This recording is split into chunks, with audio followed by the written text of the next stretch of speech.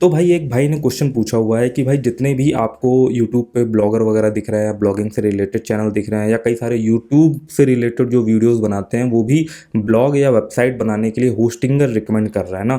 तो क्या होस्टिंगर सबसे बेस्ट होस्टिंग है, क्या होस्टिंगर सबसे ज़्यादा चीप होस्टिंग है, इसलिए ये जितने भी लोग हैं वो उसे रिकमेंड करते हैं ना। तो भाई ऐसा नहीं है। एक बिगिनर को जिसको आइडिया नहीं है भाई एफिलिएट मार्केटिंग का ना, वो उसको ये चीज़ लगती है कि भाई अगर कोई बंदा प्रमोट कर रहा है ना तो भाई वो चीज़ जो है वो सबसे बेस्ट है। तो ऐसा तो नहीं है, ऐसे कई सारे फिल्म स्टार वगैरह होते हैं ना, वो डियो वगैरह के परफ्यूम वगैरह प्रमोट करते हैं, तो भाई वो चीज़ सबसे बेस्ट तो हो नहीं जाती है। फेयर एंड लवली में आपने एक से एक बड़े स्टार्स वगैरह देखे भाई ना, हीरोइंस वगैरह देखी ना, उन्होंने प्रमोट करा, तो इसका मतलब वो तो चीज़ है नहीं कि भाई वो सबसे बेस्ट हो जाती है ना। तो भाई इस चीज़ का बेस्ट से मतलब नहीं है, इस चीज़ का मतलब ये होता है कि भाई जो कंपनी है जो एडवर्टीजमेंट के लिए ऑफर कर रही है भाई वो कितना बढ़िया तरीके से जो है वो कमीशन पे कर रही है और कितना टाइमली जो है वो कमीशन पे कर रही है, ये इस चीज़ पर डिपेंड करता है।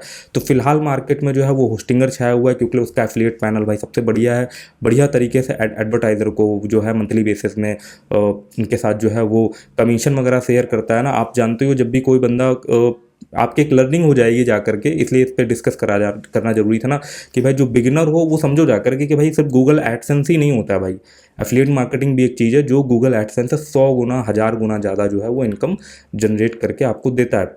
तो होस्टिंगर का भाई इसीलिए भाई बोलबाला है कि उनका एफिलिएट पैनल बढ़िया है और वहाँ पर जाकर के आप अपने चैनल के नाम पे, अपने ब्लॉग के नाम पर जो है वो एक नॉर्मल सा कस्टम कूपन कोड जो है वो क्रिएट कर सकते हो।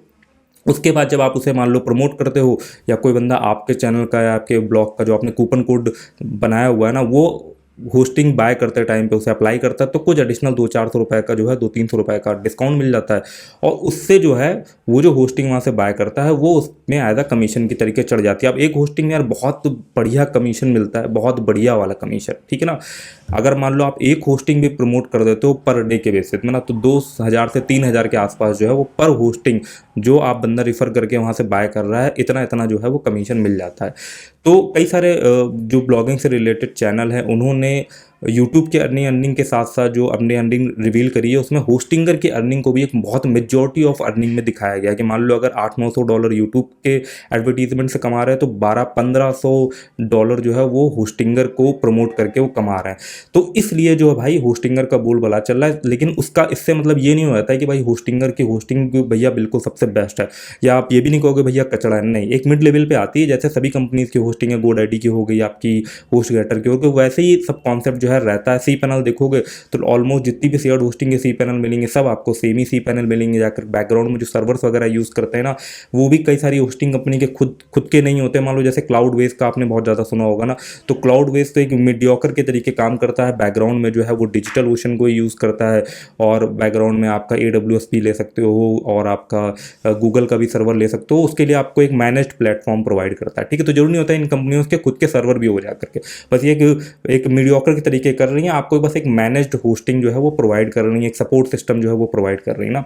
तो भाई जिस भी कंपनी का एफिलिएट सिस्टम सबसे बढ़िया रहता है, ठीक है ना, और जो अपने एडवर्टाइज़र को जो उसे प्रमोट कर रहा है उसे टाइमली पे आउट करती हैं, अच्छी तरीके से जो है वो कमीशन वगैरह देती हैं जा करके ना, तो भाई लोग उसी को प्रमोट करते हैं। बट उसका मतलब ये नहीं हो जाता कि भाई वो प्रोडक्ट जो है वो सबसे बेस्ट हो जाता है, ठीक है ना।